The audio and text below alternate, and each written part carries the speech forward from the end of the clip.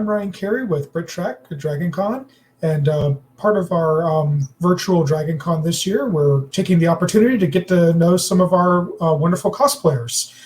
I have with me Ryan, who wants to talk to us about some of her cosplay. Tell us who you are and how you got into Doctor Who cosplay.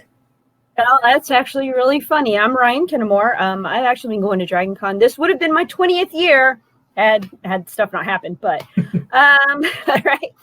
Actually, I fought getting into Doctor Who for a long time because there's a lot of cliquey stuff that happens in the different fan groups, and so I'll be honest, I was very intimidated by Whovians because it seemed like, oh well, I don't know enough, I don't belong with you guys. And then I saw Good Omens, and I've always liked David Tennant. I have. But I saw Good Omens, and I was like, oh, I'd really like to roleplay Crowley, or cosplay. Whoa, getting into the D&D terms. I would really like to cosplay Crowley, but I'd have to learn the Estuary accent, and I wanted to be able to do it successfully. So I was like, well, I'll give in. I watched just the David Tennant seasons. I grew up on Tom Baker. Like, I knew Tom Baker from when I was a small child. Or as I used to call him, the Scarfy Who, because when I was very little, I didn't know his name.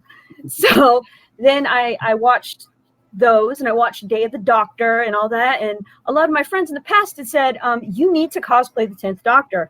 And I had no idea why. How was I supposed to know? We have very close and similar personalities, similar speech patterns, stuff like that. So I was like, all right. So that was sort of what got me into it, was the fact that I can pull this character off. That was basically, I was like, okay, you know what? I'll do it. I can do this, and I can be silly. And I see a lot of 10th Doctor cosplayers that are extremely serious, and I think that's sad that they're afraid to open up to that silly part because they don't want to be judged for it anymore. I'm just like, all right, we can do this. Yeah. Well, why don't you tell us a little bit about the character you're portraying tonight and why? Well, I decided to do the 10th Doctor again, like I said, because I fit that character the most. Not a huge Matt Smith fan. I don't know what it is about his face. He's just like a 12-year-old face on a grown man's body. Yeah, I decided to go with the 10th Doctor because I have the most in common, and I feel most like the 10th Doctor. And what other characters have you portrayed? I do a lot of crossplay because, let's be honest, guys get pockets in their costumes. And their costumes are usually a lot more comfortable to sit down and walk around in. But I do, one of my costumes I'm known for at DragonCon is my Domino costume. I do the comic version of Domino from, the Deadpool comics. And I've made an awful lot of Deadpool friends by wearing that costume. So imagine why. Yeah. But I've also done Abby Abominable for Monster High. I think I premiered that last year. Kurt Cobain for the Rock one. Let's see, who else have I done? Oh, I've done 2D from the Gorillas, Double D from Ed, Edd n Eddy. Quicksilver is another one I'm known for because I did that one in Star-Lord. I've done a lot of Star-Lord. Do a lot of gingers now. Yeah. Which part of your costume is your favorite, and what part do you think you feel completes your character the most?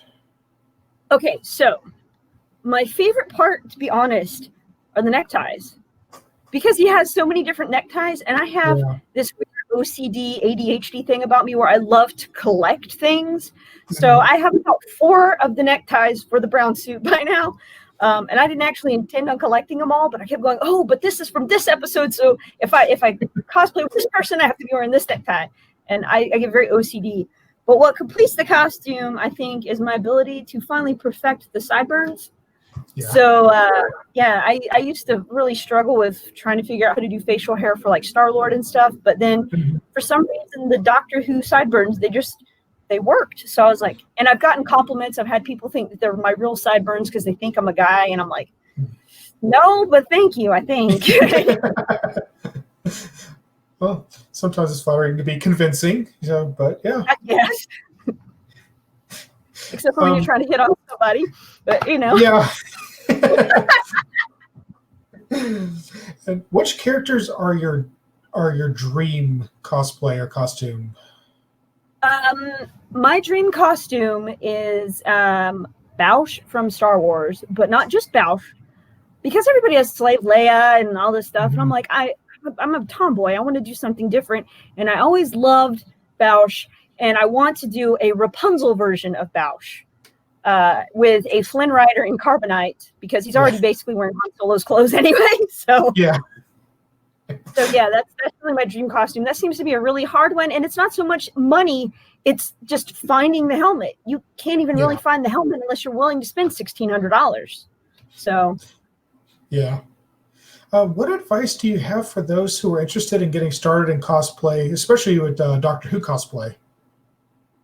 Don't be intimidated by other cosplayers, to be honest, and choose the doctor or the companion that you think fits you the most. Like my one of my closest friends, Audra, I was looking at her one day and I said, you should be my Donna Noble, because our dynamic in a friendship is very much, she is my Donna Noble.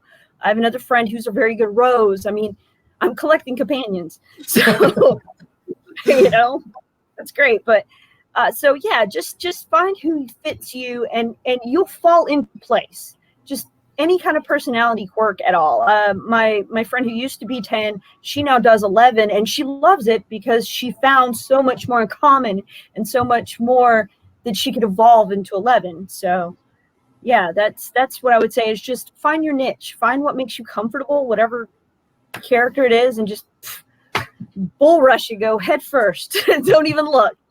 And then you end up spending a lot more on suits and stuff than you expected. Yeah. Well, thank you very much for that advice, and thank you for taking some time with us. Is there anywhere where people can check out your work? I have an Instagram that is misspelled. So it was supposed to be Pretty Boy Cosplay, one word, but I forgot the Y. So it's PRETT Boy Cosplay. And that's mostly where I post up my crossplay stuff. So yeah. All right, and we will post a link to that after this video, so anyone that wants to check out your work can. And for everyone else out there, be sure to check out our other BritTrack shorts and programming on YouTube, Facebook, Instagram, Twitter, all the basic streaming services. And again, thank you, Ryan, for spending some time with us and letting us get to know you and your cosplay. Hey, thank you for having me on.